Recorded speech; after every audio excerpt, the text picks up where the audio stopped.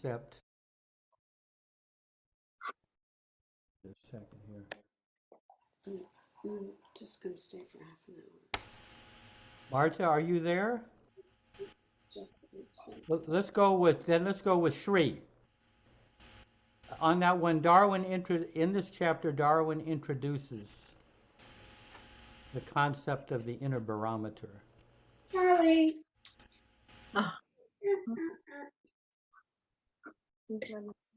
In this chapter, Darwin introduces the concept of the inner barometer as a way of describing how we can observe our interior mental and emotional climate. Are what we are doing and the choices we are making in our life creating clearer skies within, or are we clouding over our awareness and making it more difficult to discern the light? Darwin used to say we need to create more inner space, some room within, to be able to see where the light is entering our consciousness and proceed in that direction, to rely on our intrinsic insight and intuition that Baba is gradually awakening rather than being pulled into our cloudy samskaric currents. It is a very proactive approach to our inner life by which we can anticipate impulses in us that are binding and join inner currents that are flowing toward freedom. Baba has said, a new line in the divine picture is sketched only when some individual takes life forcefully in his hands, breaks up the old patterns, and insists on creating something new by his own inner vision. We don't have to be passive victims of our emotions, thoughts, and desires. Yeah, that's good. Thank you. So I thought maybe I would just expand a little bit on what Darwin shared with us back in 1970 about inner space. I had never heard the term inner space, but it's not in Bob's writings, but it was the way that Darwin talked about a particular inner place within ourselves. And, when Darwin and his family was with Baba in 1956, I mean, some of you have heard this, Baba said, if you love me, you must give me everything. All of your strengths and weaknesses, your joys and your joy your joys and no, what is it? Your strengths and weaknesses, your joys and sorrows, your weaknesses and strengths. Give those all to me and hold nothing back and be free. So in doing that, in emptying these things out and giving these things to Baba, we're basically emptying the strangers from our heart, as Baba referred to it. And in doing so, we make room in our hearts to create some inner space. And in that inner space, that internal space, our awareness can float over that, almost like lifting the hood off of a car. You get to see the mechanics of the motor, the engine. By getting your inner awareness in that inner space, you can see a little bit the dynamics. And so I would say, metaphorically speaking, I mean, as I gathered from Darwin, before us are our sanskaras, our conditioning, our emotions, our desires and thoughts. And that's our reactionary nature. That's how we react to life. And behind us, or you might say deeper within, are our better angels, our divinely human qualities of like empathy, forgiveness, patience, generosity, courage, humor, all of our enthusiasm, all of our better qualities are deeper within. So in front of us are our reactions to life, and deeper within are our loving responses to life. And so this is kind of a sort of an inner roadmap. So, for example, we in our reactionary nature is anger, our negative reaction to life, and and the divinely human counterpart of that is patience and tolerance. Baba says. So, and say you have greed as our reaction to life, and that can get sublimated into generosity in a loving response to life. And our desire nature can be gradually transmuted into to purity. So we're favoring we're moving our base of operations from our sanskaric realm, our reactionary nature, and moving it toward our better angels, toward the divinely human qualities at a deeper level within us. And those divinely human qualities, you might say, are like the foothills leading up to the pristine mountain of the soul. Alexa, stop. Hello? I'm sorry, Jeff. Okay. Anyway, so I'm saying that those divinely human qualities that are at the heart of us are right near the soul. And so we're moving our base of operations from the more superficial reactionary level to the responsive level of love. Anyway, that I just thought I would say that because that's a little bit of what Darwin used to kind of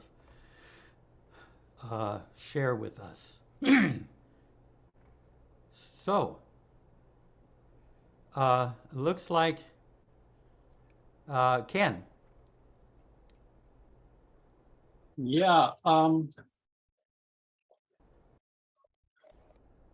I had an interesting experience today that really relates to this, and I thought I'd try to share it. Yeah, good. I was going for my mostly daily walk this afternoon up into the woods. And, I was sort of in a place of where I had to let go more and more of good, bad, everything in life. And the Mandali poem about I am not the body, I am not the mind, I am not this, I am not that. I am nothing but the living lie of the truth that is in me. And if the lie does not die, the truth cannot be. Yeah. I believe it goes something like that. Yeah.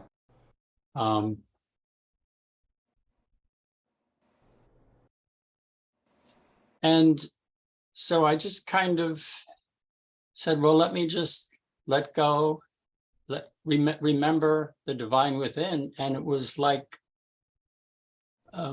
just remembering and experiencing on some level, maybe an intuitive level, that I was in the ocean of God and the ocean of love.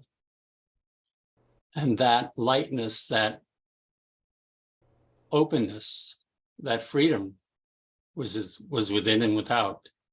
And those qualities you were talking about, those positive qualities, it's almost, they just, if one is in that consciousness, in that love, then they flow automatically. They're just aspects of that loving consciousness that's without desire, without judgment, without distinction, deserving or undeserving, or just responsive to the truth of each moment.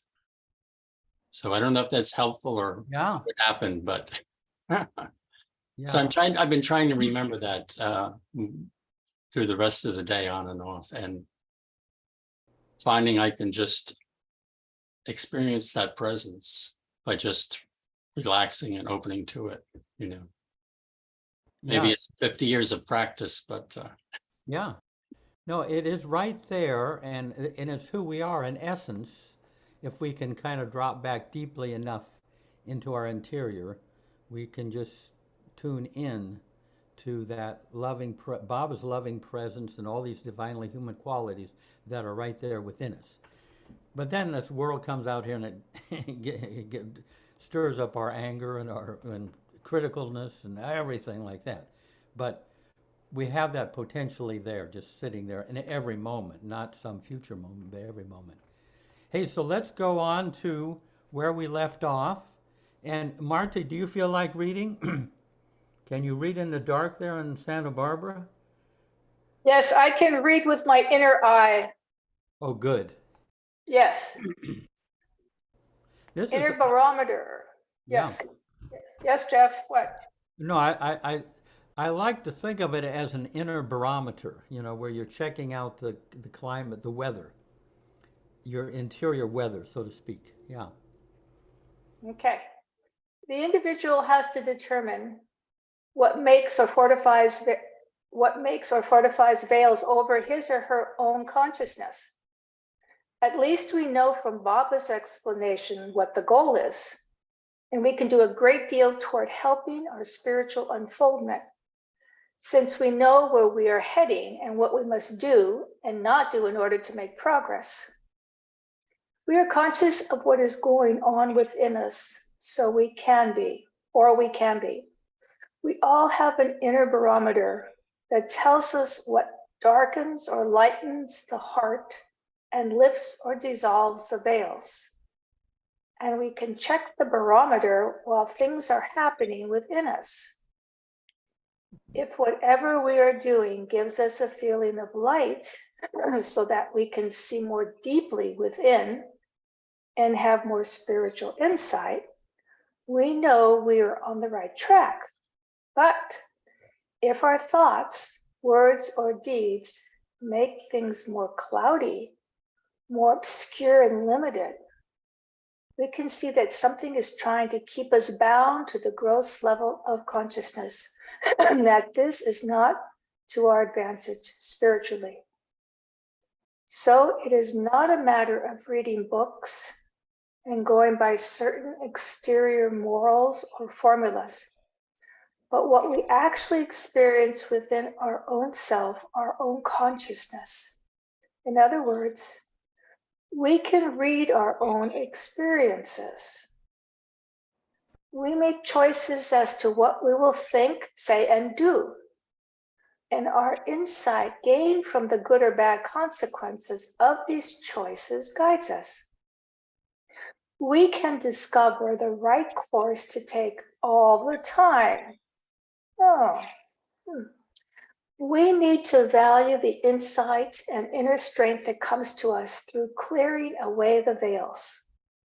Meher Baba says that more inner wisdom will be revealed to us in accordance with our own fidelity to the insight we have.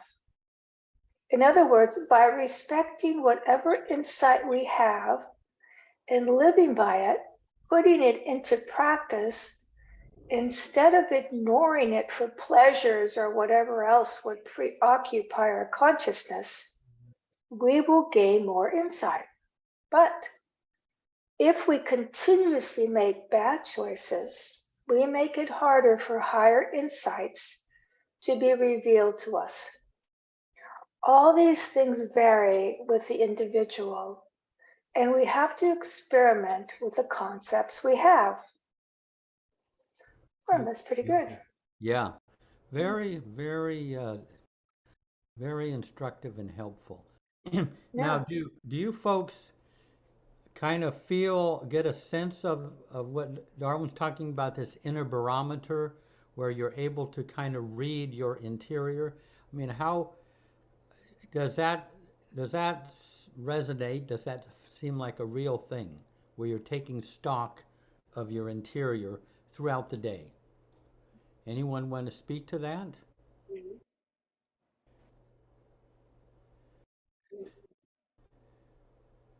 Ah, Martha?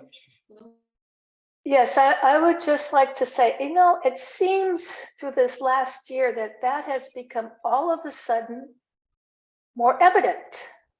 beautiful. And it seems like Baba is helping me, or of course, not Baba is always helping me. But I think that I have noticed that I have a choice, and I don't think before this pandemic, before we started gathering, I didn't think about having a choice to change my behavior. I kind of just went with it and either felt good or not good. But now I can kind of have a step back and watch something.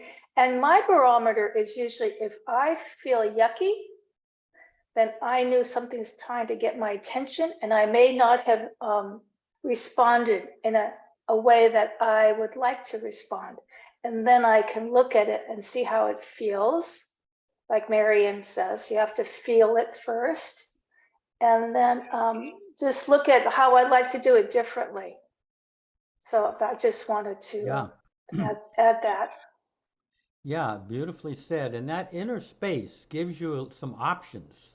You know, the more inner space you have, the more you can check out other options than the kind of often the very habitual options that we kind of give into. Yeah, beautiful. Next. I think, Janet, I think you're being called upon. We got to turn J. Seema's volume up a little bit. Okay, thank you. Yeah. Yeah, what I notice is that depending on the severity of what's been triggered in me, I may have a more immediate choice. The other night I got upset about something. I mean, I didn't say it to the person with whom I was upset, but I was really, you know, I mean, I could feel it very much dominating my whole emotional, mental field. And you know, I knew that was happening, but it was strong enough that I couldn't just back away from it immediately. But by the next morning, it had faded, deeply faded. And I was so grateful to Baba that I hadn't reacted to anyone. I had just experienced it. Beautiful. And so I'm learning that, and I'm also feeling, and I'm wondering how other people experience this, or if they do, or if they acknowledge. I feel like if I can be in that deeper spot that you were talking about, Jeff, the deeper experience of Baba's presence, of the qualities, the love quality, I guess I would say, Yeah, that I sure. feel that affects and touches those who I'm closest to, even if I'm not with them. And I mean, at least I sense this, and I'm wondering if other people sense this as well. That kind of the opposite of the side I was just talking about when I was triggered. And in fact, at that point, I was angry and just like fit to be tied, as my mother would say.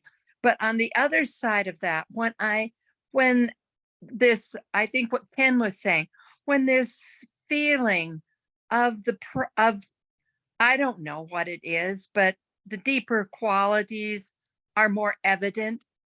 I wonder, I guess is the word I'd like to use, if that isn't kind of like how the trees all speak to each other through the I don't know, mycorrhizomes or whatever they're called in their roots, how we are doing that as well with one another. Yeah, beautiful.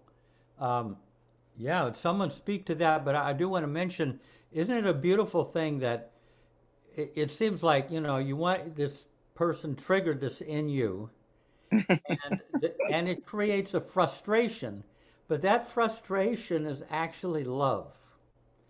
It's not a fun love, but I mean, it's that frustration of, you know, the state that they put you in, so to speak. It's only because of love that you're in that frustrated state. It's only because you're better angels that you are denying yourself this reaction. You know, I mean, it is really love, even though no one likes it. You follow? You know what I mean? It's Kind of like love. I mean, it was a person who I love with yeah, whom this happened. I mean, yeah, I know that much, but yeah, it's really love. Oh, because I'm frustrated. If I didn't care about that person, are you saying, Jeff? yeah, If I yeah. didn't care about them, then I wouldn't care that the event had taken place. Is that what you're saying? Or Well, the conversation? well, you might just snap back at them rather than not responding. That non-responding, that non-reacting, is love. Oh, That's oh, what I'm okay. saying. Okay. Even though it's not our favorite form of love. I see. Yeah. Mm-hmm. But going back, state the second thing you said, that when you're in that inner space of warmth and love and, that you're better angels, how does Yes. that affect other people? Anyone to speak to that? Mhm. Even if we're not around other people. I mean, certainly when we're around other people, but Yeah. even if they're not in our immediate presence, Yeah. if they're some distance away, uh, yeah, and we think of them while in that better angel state. Yeah. Anyone want to speak to that? I think Goer would be able to know.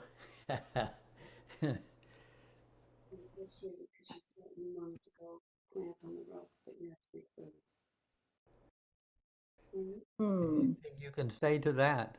I shouldn't have just, you can pass if you like. Uh, remind me what you just said, Jeff, so that I can. Well, she's saying that when we're in a loving state within, Mhm. Yeah. how is that affecting the people in our lives who don't even happen to be there in our presence? So if we're in the best place that we can be within ourselves, is Yeah. that what you're saying? Yeah. Yeah. And how Yeah. is it benefiting other people? Yeah. How is that benefiting other people? Well, if you've gone through something with somebody and you're in that deep inner space, I think it'll turn your perspective around to whatever you had been experiencing with that person, and throw a different light on it, and make you see things from a different perspective. And you would then realize that whatever you had interaction had with that person, is really, what am I trying to say? Well, it just would throw, I think, a positive light on whatever your relationship with that person was, or had been, or should be in the future even. So it would just turn your perspective around to a more positive light. I think Yeah. that's how I would think. And it would turn their perspective energetically, maybe too. Yes. Yeah. You know, just because you're holding a higher feeling, and Yes. even without saying anything, that energy is affecting them. So without responding negatively, but Yeah. just being, that's going to change the dynamic instead of lashing out with the other person, right? Correct. Is that Correct. what you were kind of saying? Correct. You got it, Marta. Yes, that's exactly what I was trying to say. Yeah. Very I'm good. channeling you now. There you go. My sister in love. Okay, There- and Ken, are you responding to, go ahead. Yeah, just the Baba quote, something like, by constantly thinking well of someone, one can change the bitterest enemy into a friend. Yeah, So it's really what you're saying there, by sending love, by being a place of love, forgiveness, good energy. yeah, It on inner levels, it reaches the person. yeah. I, And I one was thing, speaking of people that the second thing I was talking about, and I probably obviously didn't explain it very well. Yeah. I'm talking about someone that you're not having any issues with. yeah, yeah, Someone that like say maybe Jeff, for those of us on this call, we think highly of him, and it's easy. So if we have, even if we weren't on this call, if we were feeling that more higher angel state and we thought of Jeff at that moment, or of someone else that maybe someone in our family who we care deeply about and who we feel needs extra love in that moment, or is in a deficient place within themselves, if just thinking about others or connecting with others within ourselves when we're in that higher angel state, if that doesn't help lift them in some way. definitely. If you think of your heart, I mean, this is what I gather from Manali. Your heart, whether we realize it or not, is composed of all the people we love. There's a Mm. compartment in our heart for everybody. When you go into the tomb, you are bringing everybody who is in your heart, and it goes to all of them. We're all linked that way. At an inner level, at those internal links are there, which is a beautiful thing. So in other words, you don't even have to think of them far away because they are right here. Your son or is right there here with you.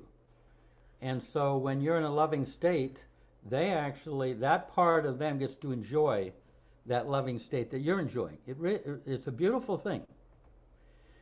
Does that make sense? Yes, thank you so much. Yeah, we have all the people that we've ever loved in our heart, and we're carrying them around. And if you're in a loving state, they are all, they're getting dividends, so to speak. Okay. Sheree?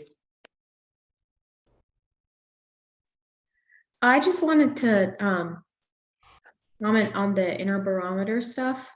I feel like hearing him talk about it and phrase it as an inner barometer, I thought was so beautiful. I thought it described what a lot of us feel but don't know how to describe perfectly.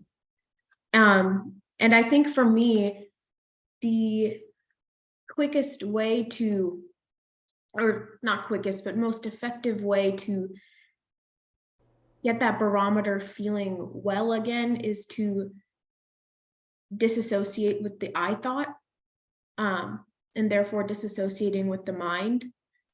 And there was a quote that I read this weekend from Eckhart Tolle's A New Earth, and I just wanted to read it because for me it's the best way to, you just realize like there's so many things and they only affect you because you associate yourself with them. And so the quote goes, "What you usually refer to when you say I is not who you are. By a monstrous act of reductionism, the infinite depth of who you are is confused with the sound produced by the vocal cords or the thought of I in your mind and whatever the I has identified with." And so I think about like whenever I'm really stressed or really sad or the opposite, and I'm very happy and I'm very excited, I'm only having those emotions because I associate myself with the I. Yeah. And to me, like it's very helpful. And sometimes it's hard when you're going through it and it's not the first thing that you think of to realize like this isn't happening to you. It's not happening to the self. But for me, like that's the most effective way to kind of get that barometer where it's supposed to be, and not in this constant state of going to extreme highs and extreme lows, and rather staying in like a nice middle. Yeah. A metaphor that Darwin used to give, which I found very helpful, is the personality self. Shri is just a storefront for the soul. But we make such a big deal of the window displays, and we changed them with the seasons when we could go inside and enjoy the priceless merchandise.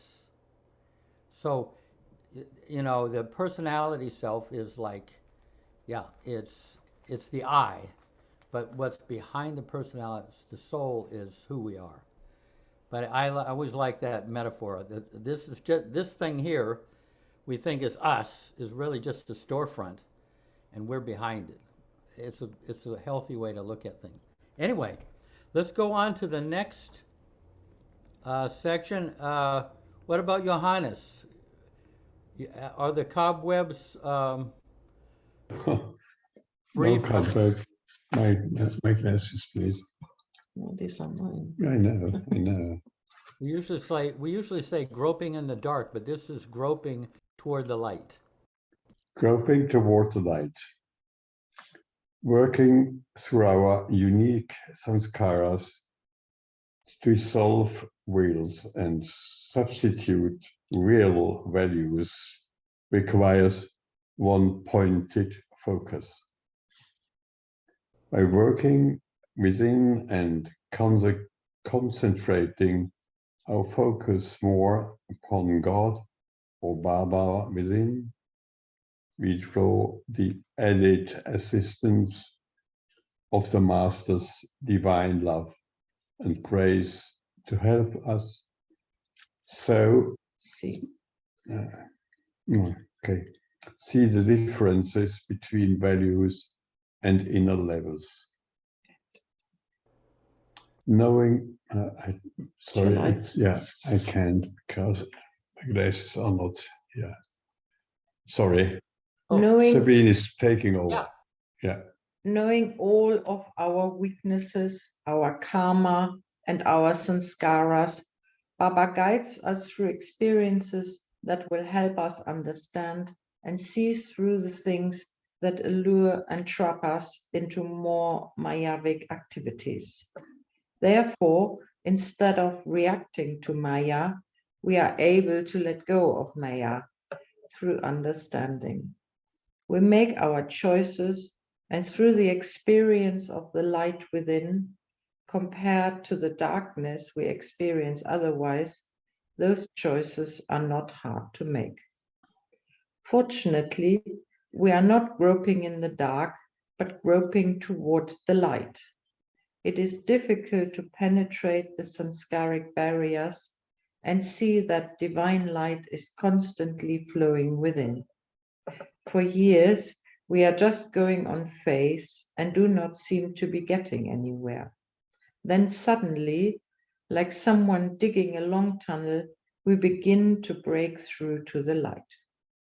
We must try to live in the light and get used to it now. We have to want to change our inner environment to one where we no longer need to take incarnation. This means less attachment to the dark and more to the light. We must now set the furniture in the room in which we want to live in the future. As we grow in strength and begin to experience more of truth than of falsehood, we become more daring to proceed toward the light.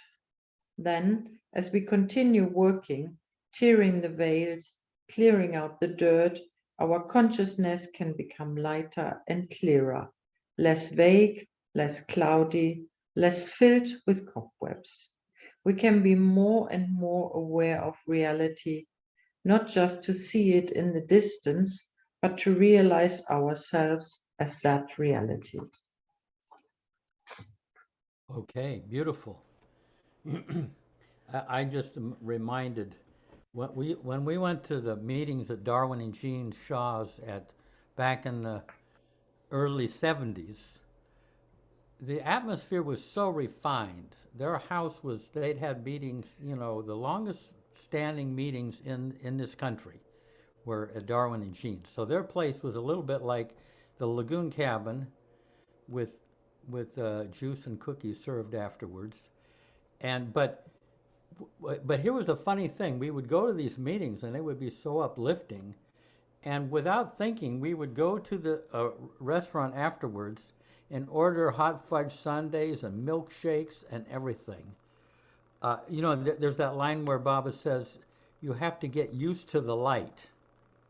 And we just couldn't quite it was too light. So we would just come down with banana splits and coffee and everything just to, we realized is that what we were doing? We were just too high and we had to come down. So getting used to the light, getting adjusted, when you go into a dark, when you come into a bright room from a darkness, it takes your eyes a while to adjust. But anyway, anyone want to say anything to that last section?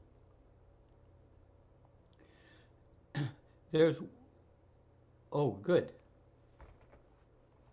Rich. Well, I'm a little ahead of myself here.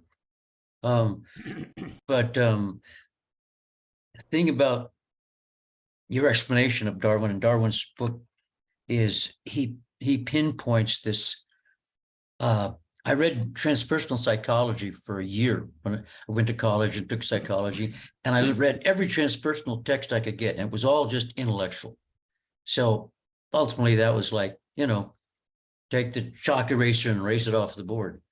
But what Darwin's describing is really, I think, what Baba is doing for each of us. And when he says, you become aware of the light, it's really Baba's work, I think, on us that Darwin is focusing on.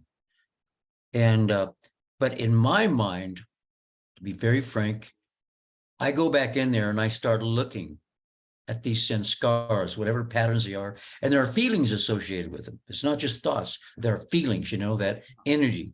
And inside of that, I find that my mind will just get lost, just race around, have a good time, and then suddenly I realize, man, I'm lost, what am I doing?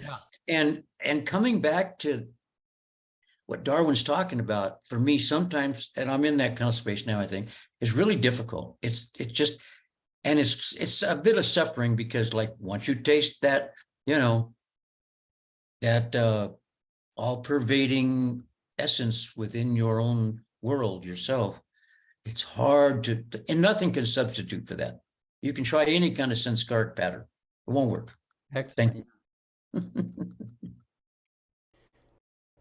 Yeah, it's beautiful. I mean, we actually have the sight to be able to see this stuff going on in us, and back off of some of the roads kind of go into a dark forest, and others, up the mountain, so to speak. Now, here's one thing that Darwin, I mean, just the terminology, I mean, the Baba uses true and lasting values. Is another way of thinking. There's just kind of worldly values, and there are true and lasting values, which means the values that are infused with love.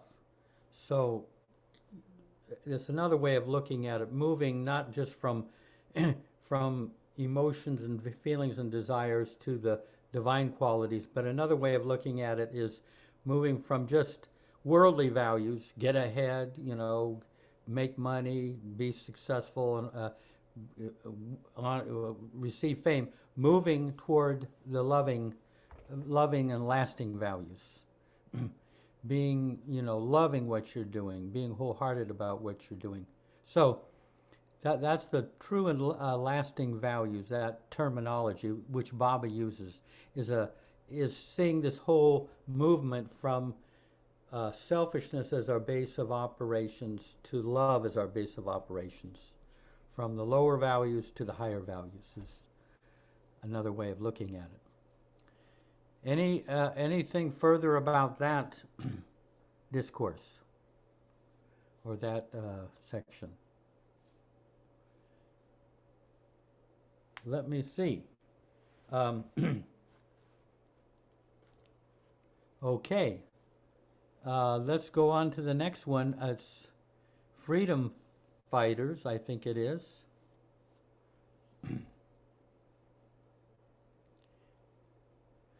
Peter, are you?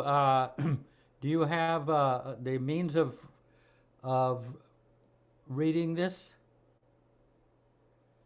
Are you set up? Okay? I do. Yeah, I do. It just depends on if there's background noise or not.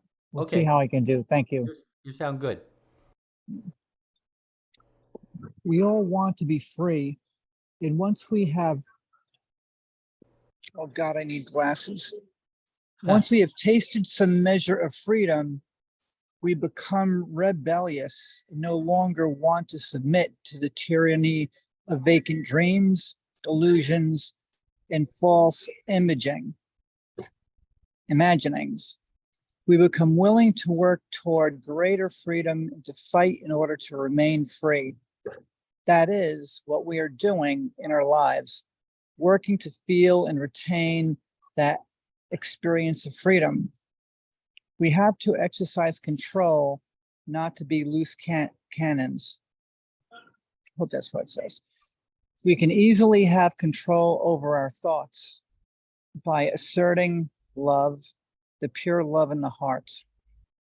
Our inner vision clears when we do this, but we have to want to do this, be willing to do this.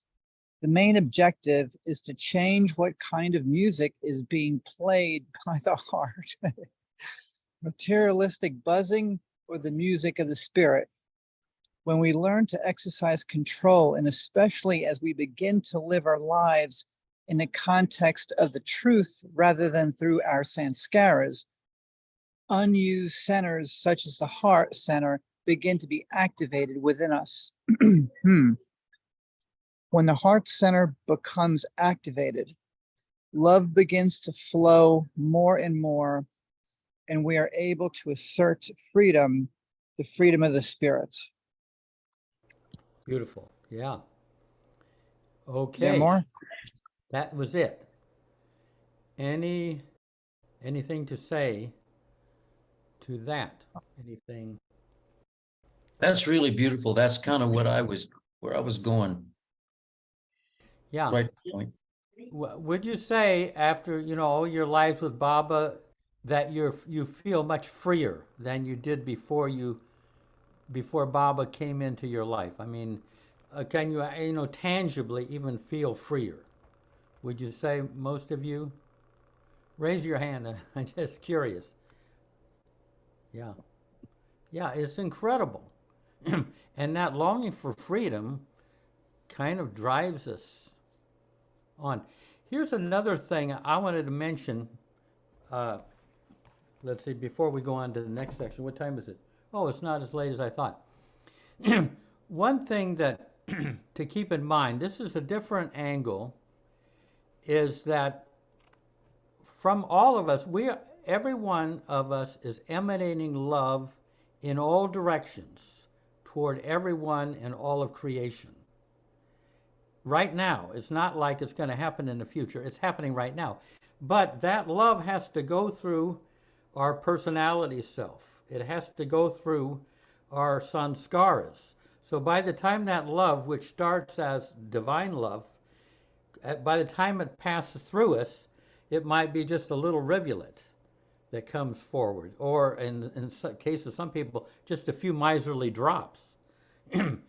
It's not like the love is being turned off and on. We are being hit by the ocean of divine love powerfully in this moment. But by the time it passes through us, there's so many obstructions. I'm taking some of it off for irrigation over here. I'm taking some of that, that ocean for my, future projects and self-defense and everything. And so that what comes out in the front here is a very diminished ocean.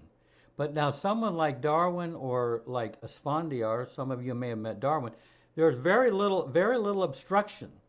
So love is just coming right, Bob's love is just coming right through them because their sanskars and their veils have been so removed that there's that tremendous flow.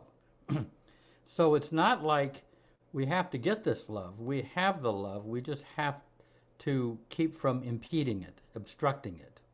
I don't know if does that ring a bell with you? Does that make sense? Jeff, that's a really good explanation. Thank you. Yeah, we have right this very second, each of us has divine love flowing out of us, but it's just a matter of, getting out of the way. I mean, Baba says, we have to get out of the way, but and that getting out of the way is all these like veils and everything. But go ahead.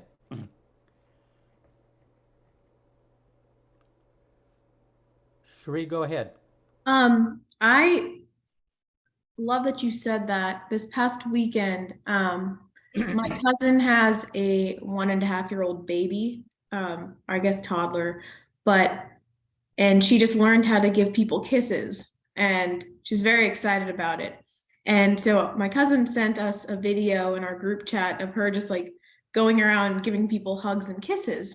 And it made me so happy because I was like, it's such a innocent display of true love and affection. And it got me thinking, when does that start to taper off for humans? When does like the Maya start to come in? And my cousin, or niece, when she grows up and, you know, when she's 25 or 35, the person inside won't change. But over time, you build up all these like mental blocks inside, and therefore, like you said, that 100% outpouring that someone like Darwin is able to give us, the average human is not able to, because of all the conflicts that we deal with on a daily basis. And to me, I don't know why it like blew my mind. I was just sitting there and thinking about it for a while, and it's like we all start out the same way, and we all start out only knowing one thing, which is unconditional love. Yeah. And it was just an interesting. Yeah, beautiful. No, there's a line from Tagore, a great Indian poet. He says, every child brings with it the message that God will never forsake mankind. Every child brings it with the message that God will never forsake mankind. For a time, they are just the soul flowing out, you know. But then they, then they have to go to school, and they lose it all. They get self-conscious, you know. But when you're young, you're seeing the soul going around freely, without all the obstruction, you know. And but Bob does say when you turn 7, you your karma starts to kick in. I was just about to say that, yes. Yeah, and then suddenly, but education is almost all education is focused on the future, which is not the present, and so we're already, you know, turned away from the soul massively, you might say. Anyway, what about those 2 mothers over there on the? Yeah, 2 mothers. 2 mothers. So, you know, again, this has come to me with Baba, but I've been working on it, I think, a lifetime of being able to experience something, even emotionally, but be able to walk away, you know, after loving without leaving a piece of my heart. Like the energy just comes to people without, without allowing it to affect me. So being more disassociated from the experience and just being able to love and to take it in and just give love out. And, you know, Diane lives with me, and she sees how I go through life, you know, like even in a car when someone cuts us off, I said, you know, maybe he had a belly cramp and he needed to run to the bathroom. You know, I can't get angry at that kind of stuff anymore. Sometimes I get shocked when driving, and then I get a little upset, but I'm just over it. It's exhausting to do that stuff when you can just be with Baba. It's just, you know, and it's not like I don't lose it. Of course I lose it. I'm a human being, but when you're in it, it's just divine. Today was a good day. Yeah. I was No, with Baba all day today. yeah. I also, As I say, the Baba people, our big challenge is criticalness of others. I mean, it's just, it's a battle, so where you can actually accept people for what they are, and then more love can come through, and they actually become better people if love is coming from us to them. But it's very hard because we know how we could be, how people could be, and they are considerably below that, you might say. It's okay. Yeah, go ahead. I just wanted, you know, Shri, I actually have a different angle than what you were saying about the spreading of love. Because I think about my kid when we've lived in the same house for 31 years, and I'm sitting in the same, not on the same couch, but the same position that my kid used to sing and dance and run around and give love to people in this very same room. And I think that we loved it and showed her acknowledgement and kudos and applause. And at some point as they grow older, it's not a conscious thing that I stopped maybe applauding, but maybe it wasn't, you don't run around and do that at age 4 or 5 years old. So I think that this is not thought out and not processed. So hearing this recording will hit me in the face. But how this relates to Baba for me is I now reaffirm that parental appreciation that I used to get as a child with Baba now. I turn things over to Baba. And that has been incredibly fulfilling for me. I hope I brought that around and Yeah, saved it. beautiful. Yeah. I mean, when you bring Baba in, you're bringing that love and something real into a illusory world. You're bringing, gems, diamonds into, yeah, into a world that really needs the love. Go ahead. I just want to make a short comment. 2 things. One, I call it a nursery, but they have toddlers and then they have a little bit older kids in there. And I live just within the shouting distance. And I think the real age that people mature is when they quit screaming at the top of their lungs, having a good time.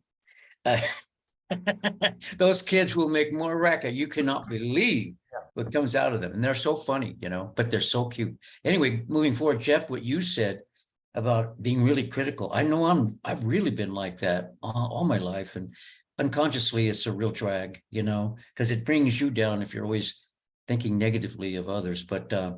But recently I've gone through, and Marta's kind of pointing this out. I keep feeling it's Baba manifesting more, more and more and more with us all. But recently I've begun to realize when I'm looking at people, I've got to accept that I got my bundle of sanskars. They got their bundle of sanskars. And, a lot of people, they don't have Baba, so they're not going through the involutionary process or what Darwin's talking about. But how can I critique them when I haven't, what was it Jesus said, the log in your own eye, Yeah, and yeah, just how free are people to be other than the way they are, given their conditioning and their the weight of their sanskars. Yeah, go ahead. Yeah, just a quick Darwin story from what you were saying, Jeff, about Darwin and Aspendiar and that light. There was one meeting back in the 70s or maybe the early 80s, and we were in the kitchen, for the tea, for the cookies and cider. And I guess it was and Leitris was visiting. So it was Leitris and Darwin and Jean and I were in the kitchen. And it's amazing how this has stuck with me. The 3 of them just started sort of smiling and maybe almost a laugh and looking in each other's eyes. And it was like beams of laser love.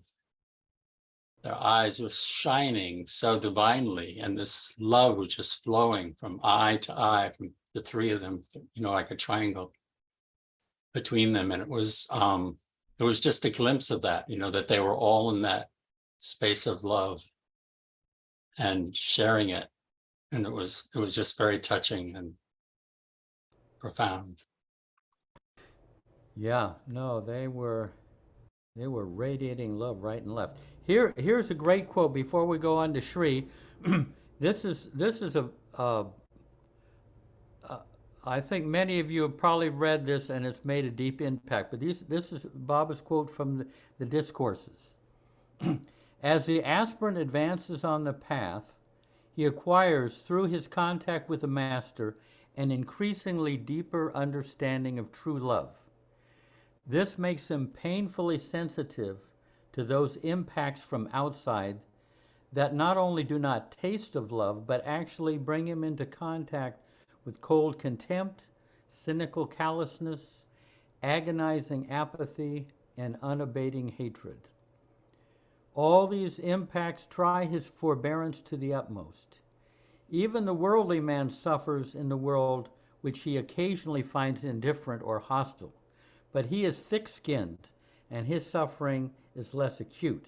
He does not expect anything much better from human nature, and thinks that these things are inevitable and incurable. The aspirant, who has tasted of a deeper love, knows the hidden possibilities in every soul, and his suffering is acute, because he feels the gulf between that which is and that which might have been if only the world had even faintly appreciated the love which he has begun to understand and cherish. So it's understandable that we would be critical and judgmental. I mean, it's hurtful to see things in the world when we know what kind of love, what potential love there could be.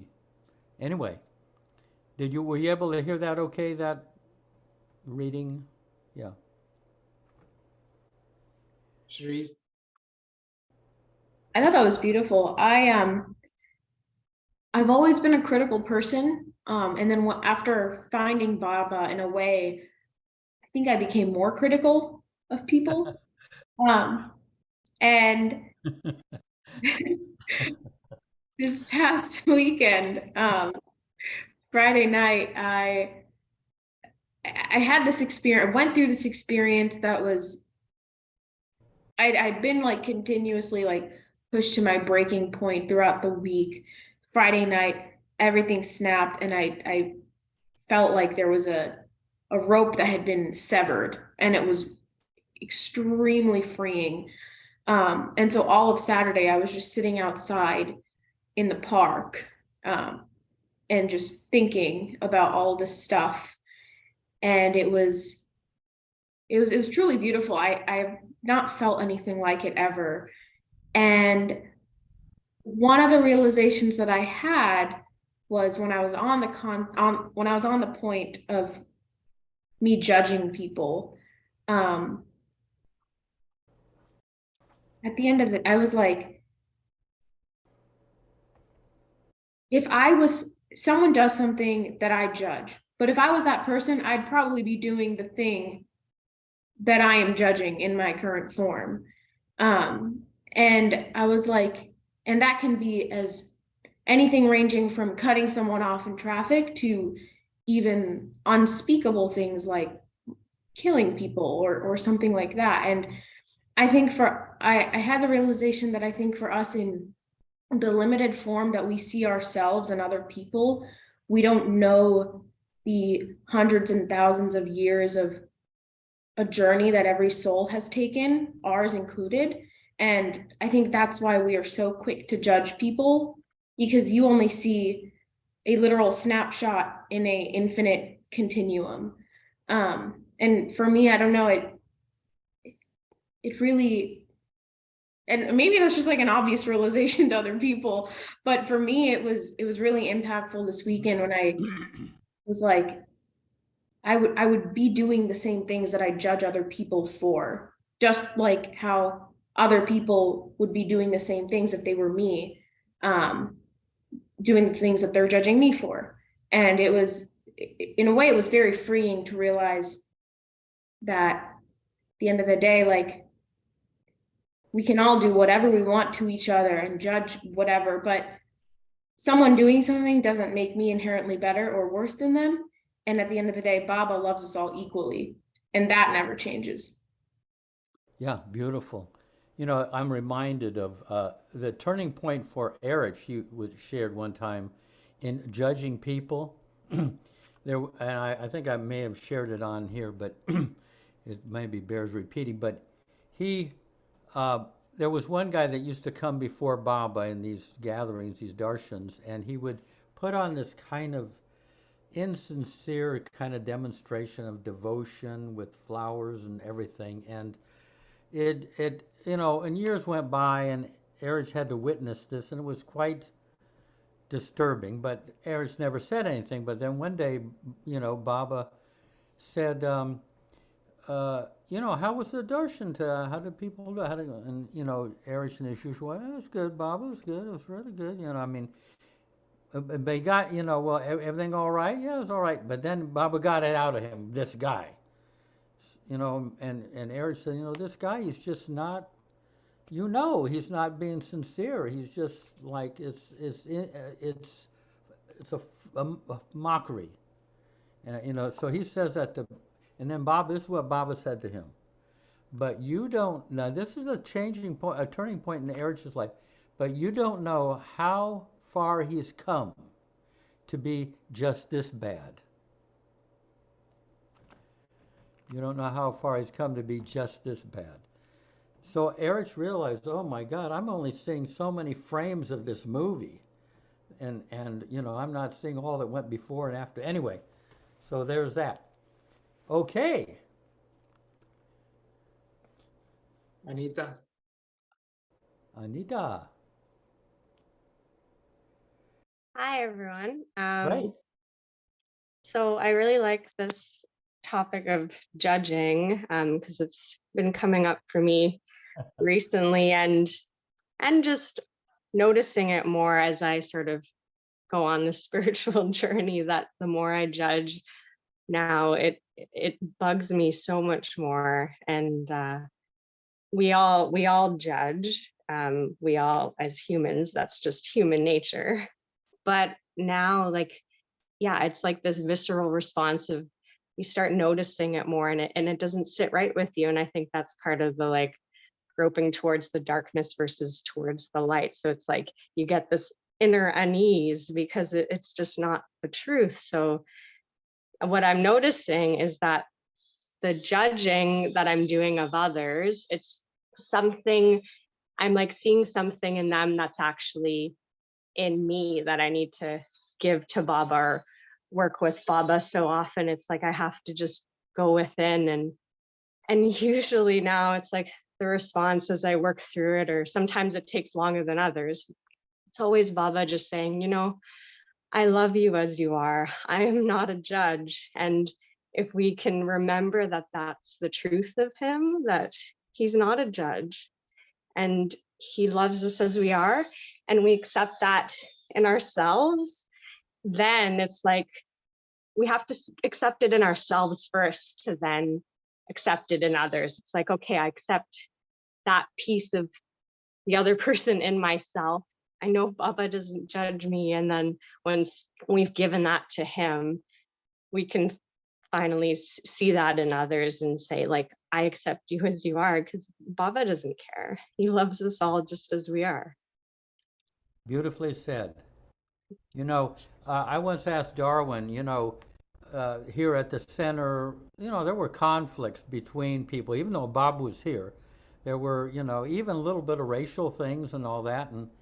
And I said to Darwin, you know, Baba is seeing this, you know, these conflicts between people trying to get close to him and they're elbowing each other and all, you know, all sorts of like dramas are going on. And how did Baba seem to respond? And Darwin said, Baba seemed to be oblivious. We use the word oblivious. Baba, I mean, it's just like clashing, it's almost like clashing clothes that people are wearing, you know. It's that superficial, you know, like your red dress doesn't go with that purple something or other that someone else is wearing, and there's checkered and you got a floral a dress on, and they just clash. It's very superficial, but to us these are like, you know, we react strongly to it, you know. Jeff, your story about Gary Kleiner and when he went to Erich and asked, you know, what do you want me to do? That story is exactly what you're talking about to me. Gary Kleiner in India, because I guess he was abrasive to several personalities there. Yeah. Maybe I'll mention that later, but let's go on to the next, someone else there.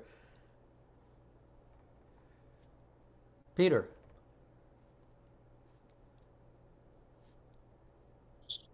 As I've been listening and gathering the little bits that I can when hear that the subject is judgment. One story that had, let's say, a big impact on me, but I think it's a very unpopular story because whenever I send it to people, hoping that they're going to really like it, I end up never hearing back from them. But I guess, the name of the story is 99 Murders, or it's embedded Oh, in, yeah. that's the story. Yeah. Okay, well, maybe I won't go any farther, except to say that's a story that helped me realize that it didn't matter who somebody is. We don't know what status they are, where they are in their spiritual journey. But yeah, I'll just leave it at that. Maybe No, if you well, want. well, can you share it? Can you share it? Can you remember it well enough? I This could is either, something that Baba shared with the Mandali. well, do you either want me to do it from memory or find it? Because I think it's not too far away to find it, to actually read it. Which way do you want to do it? Yeah, see if you can find it, because this Oh, is amongst your literature there, your books. okay, if you want to do that and come back to me later on, or I'll raise my hand again if I Yeah. find it. Okay. Good. Okay. Yeah. You know, one thing that's helped me as far as accepting people, one way to think about it is Baba. If you think of Baba as we're puppets and he's the puppeteer, or I mean, he's trying. He's if I get angry at somebody for being the way they are, I'm basically saying, Baba, you don't know how to help this guy. You're doing a lousy job of helping this guy. Baba's in there trying the best that he can with that person that I'm feeling critical of. I mean, I take it that way. In other words, he's in other words, when I get judge somebody or get critical of them, I take it I'm actually judging his work with them, and I'm judging it like he's not doing a good enough job. I mean, that kind of like tempers my judgment. I mean, he's in there trying to help all of us, and I'm going around saying, well, Bob, you're not doing a good job with that guy, and you're obviously doing a poor job with him. You know. Anyway, it's a particular perspective that at least kind of tempers my reactions. Yeah. But we kind of missed Tony in some observations from him. I haven't really been in on the discussion. I just came in from a lovely, wonderful Baba evening with some performers, Yeah. the Bengsons, if you've ever heard of them. If you haven't, look them up on YouTube.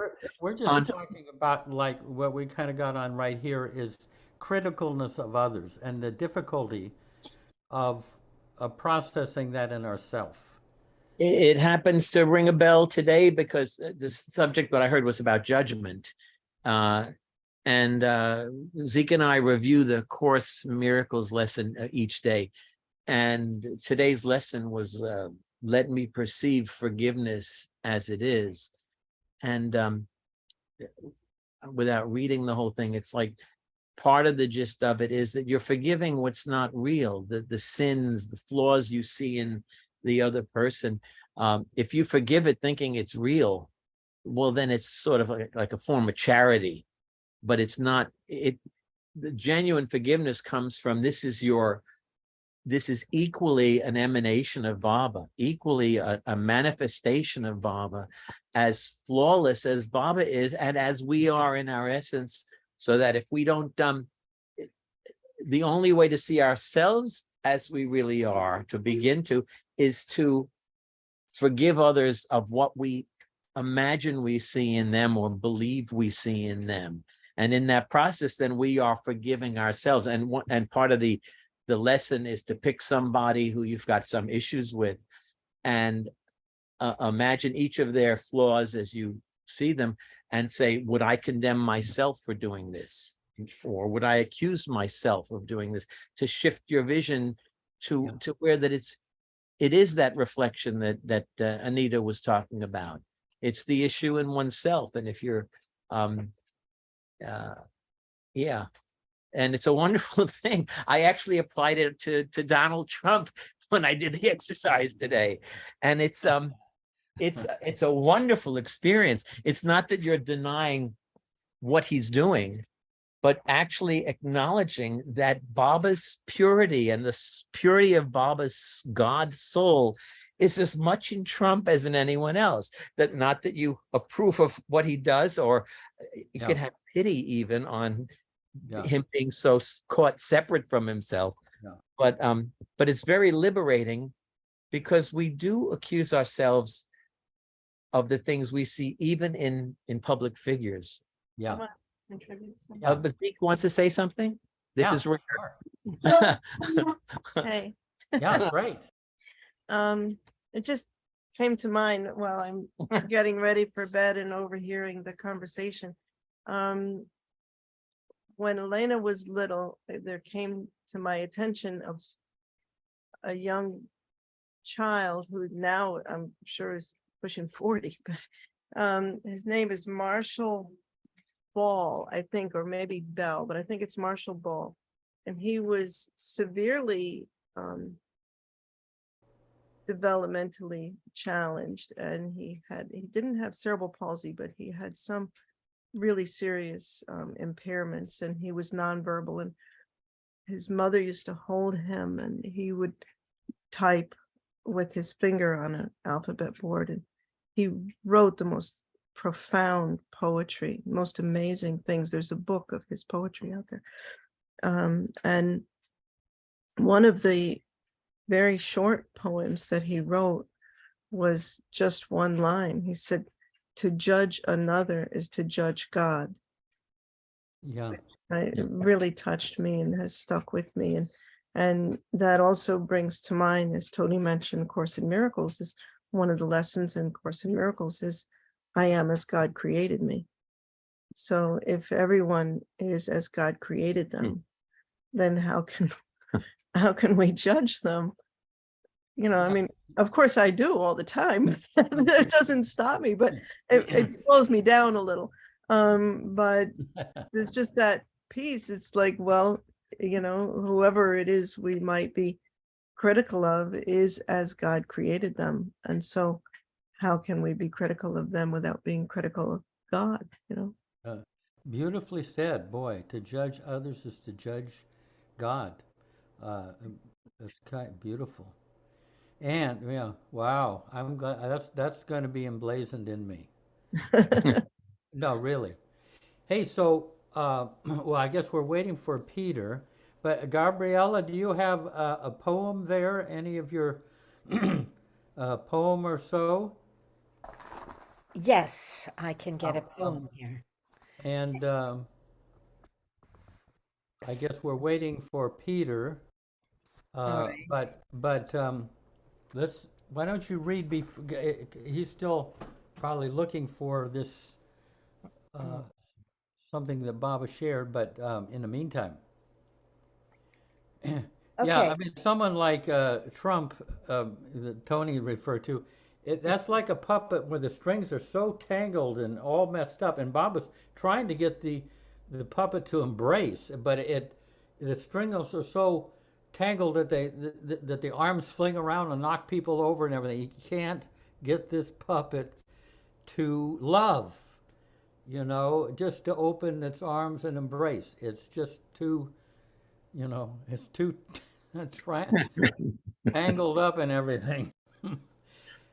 Well, I mean, I'm just saying that just kind of carry out the metaphor. Well, maybe I'm trying to find one that'll work here, Jeff, but I think this might Okay. be the topic. It's a beautiful poem. She wrote these like some of them about 30 years ago. The Mandali were so taken with these poems and asked her to publish them, and now here after 30 years, she's finally getting around to it. Kind of time release. Yeah, I usually think I rush things. I don't know what happened with this, but yeah. Okay, this is called Ode to My Heart. Oh, my heart, you are redder than redness, purer than blood, clean of all blemish. Darling heart, why do I do silly things trapped in this body? I puncture and push and fling things aside. Hurt, hurt fingers that wish to help fingers. Cut words short and phrases off before they reach the surface as they cry for the light. I seem to look to make things complicated, searching for a cause, or find another face and yet another to shine my woe upon. The sweet fulfillment I've been dreaming of always comes up empty on this plane. But you fill my cup beyond and rest me there at endless pause. Beautiful. Wow. Have you got one more? And I think if we, I don't, I mean, I don't know if Peter went out to dinner and he's kind of, we'll find out. Go ahead. Well, Okay, yes. Yeah. Okay. Um,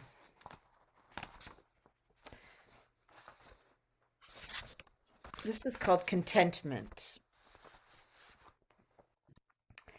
Tonight I read the Book of Night, as I have often done, but it read differently now. I felt it with my body, not this body, but a body beyond. How can one describe contentment? A raindrop on a leaf, thunder speaking from the horizon, deer hooves on the soft forest floor, caressing earth with a thumping sound. This too, but these barely touch it. Contentment is in the heart which has ached to be open, now aches in the opening. But the ache widens my breath and smiles my eyes. The softness and depth of my strength have grown. Could I have asked for this? Beautiful. Thank you. Wow. Thank you, Bob. Well, you know what we'll do, Peter? Why don't we save that for next week? Mhm. Or if you can't find it, save it for next week because it's a very novel and and you might say controversial view of this creation Right. from It is. Bob himself. Yeah, It's friend wrecking. When yeah. you want to build a relationship, it's like prophylactic for building relationships. But you know, Jeff, there's actually a similar story in the Hadith tradition of Muhammad and also in the Christian tradition. Uh-huh. They seem to have slightly different versions, but so many of the stories that Baba told came from traditions.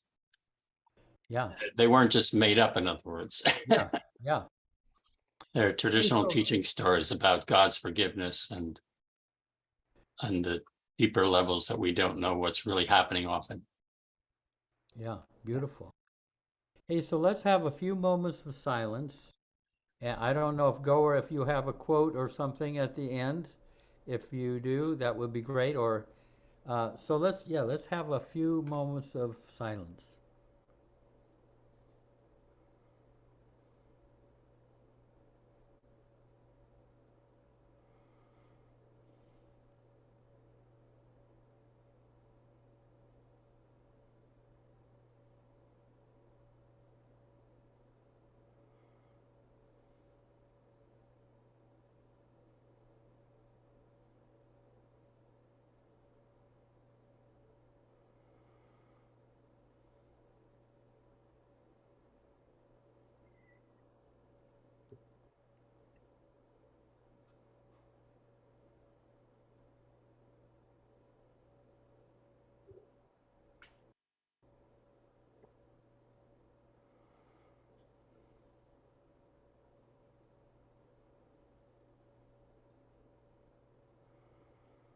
Jai Baba.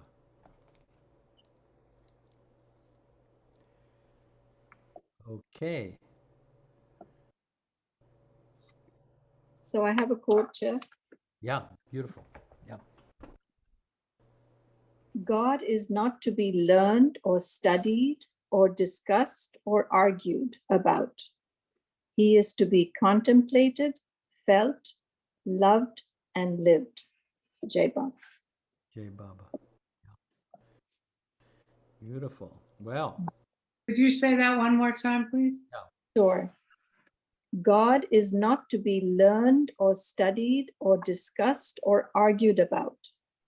He is to be contemplated, felt, loved, and lived. Jai Baba. beautiful. Yeah. Is that from God Speaks? You know, I don't know where it's Oh. from. It came to me a while ago from my Karachi group. Uh-huh. Yeah. I'll research it. I don't know where it's Yeah. from. Yeah. Mm. I'd like to say happy Mother's Day to those of you who have more children. Thank you. Some of us are mothers without boring children. No, yeah, without boring. They're not boring. They are not boring, and they Not are boring. very much ours. Being one of those. Oh, hey, let me mention, I'm thinking there's someone has some very touching story of coming to Baba and the experience of his mother with Mara. And I'm going to see, his name is Arsenio Rodriguez. Ah, He's, wonderful guy. He lives here in Myrtle Beach, but originally from Puerto Rico. And his story of coming to Baba and his mother's own experience. I was thinking of have him speaking next week if I can get him. I'll let you know because he is like all heart. He's a beautiful. He worked at in the United Nations for a number of years and all that. But he had a situation where he could go to India quite frequently because he had UN business over in the area. So he was coming in for a few days and then go back. So I think you'll really enjoy him. He's like beautiful, really beautiful soul. he would bring colleagues of his who were there for the UN mission, and he would say, "I'm going to this place called Mehrabad. Maybe you want to come along with me and see. It's interesting. You'll find it interesting." And many people came to Baba through those side trips. Yeah. Wonderful stories connected with all of them. Yeah, he's just yeah. I tell him, are you documented or not? I mean, let's see. He's got to be documented if he's coming on to the next Sunday. No, he's just okay. Well, I think Jay Seema, we're going to let him kind of go to bed a little earlier tonight. 15 minutes earlier. Okay? Much, much love. Thank you all for sharing and listening in. Beautiful. Thank you, Jeff. Yeah. Have a lovely week. I came in late. Thank What you. page were you reading so I can read it on my own? It started, I think, on 38 or 39, something like that. It Okay, started thank you. with, the inner barometer. That was it. Thank you, Jeff. Thank you, everyone, for your Yeah, lovely thank you. shares. Yeah. Yeah. All right, time for breakfast in Germany. Yeah. Time for breakfast. Well, they get to sleep and then they have breakfast. Oh, yeah, oh, yeah. Yeah, time for a nap Yeah. first. Diku's already had breakfast. Excuse me, Jeff. Jeff, before we go, Not can you yet, Jeff, not yet. What's that? I'm very Okay, sorry. Cindy, who's up? Ladies first. No, I was just answering to Jeff. Haven't had breakfast yet. Oh, you're a little late with breakfast. Coffee. though. Yeah, Yeah. tea, not coffee, tea. Oh, okay. Well, I'm glad. Yeah. So anyway, you all have a great week, and Baba loves and adores us no matter what. Yes, yes. Got no. Nice to meet Zeke. Nice to meet Zeke. Yeah, it's really a surprise that she wanted to participate. Yeah, I'm glad it was great. Yeah. Yeah. And if you judge someone, you judge God. I mean, that has helped me, you know. I wouldn't have put it that simply and concisely, but it's just that. You don't know if it's accurate, though. It, It just felt good. Was that?